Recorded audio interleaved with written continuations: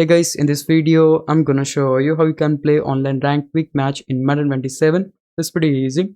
Before you do anything, I would recommend you to just open settings and make sure that your crossplay is enabled or not. So you need to keep your crossplay enabled so that you can play with people who are on different platforms.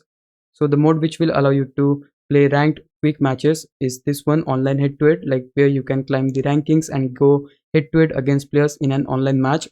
If you select the mode, you will able to play against random players, and like you can basically improve your ranking. You can check leaderboards where you can see where you actually stands. You can filter it out by holding LT on Xbox or L2 on PlayStation. You can filter it out by division, friends leaderboard, top 100, and so on and so forth. Next, you can click the right stick to check the rewards. Here you can see what we'll get in reward if we actually grind in this mode.